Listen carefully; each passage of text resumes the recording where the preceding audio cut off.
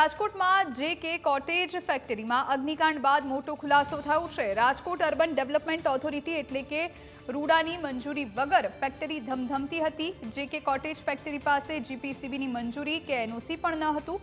ફેક્ટરીમાં કેમિકલ હોવાના કારણે આગ વધુ ભીષણ બની। બાંધકામની મંજૂરી કે એનઓસી મેળવવા માટેની કોઈ પ્રક્રિયા કરવામાં આવી નથી। રૂડાના અધિકારીએ સ્વીકાર્યું કે અમારા અધિકારીઓએ નિયમિત ચેકિંગ ન કર્યું। ગેરકાયદે બાંધકામ અંગે કાર્યવાહી કરવામાં આવશે।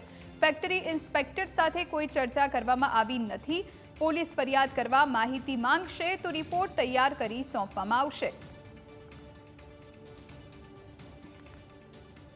2007ની અંદર અહીંયાથી લેઆઉટ રૂડામાંથી લેઆઉટ મંજૂર કરાવેલ હતો। ત્યારબાદ કોઈપણ પ્રકારની વિકાસ પરવાનગી કે બાંધકામ બિલ્ડિંગ યુનિટ યુઝ પરવાનગી કોઈપણ પ્રકારની મંજૂરીઓ લેવામાં આવેલ નથી, જેથી તેમના વિરુદ્ધ અમે કાયદેસરની કાર્યવાહી નોટિસ આપી છે। મંજૂરી જ લીધેલી નથી એટલે સંપૂર્ણપણે ગેરકાયદેસર છે। મંજૂરી જ લીધેલી નથી એના મતલબ કોઈપણ પ્રકારના એમની પાસે એનઓસી નહીં હોય।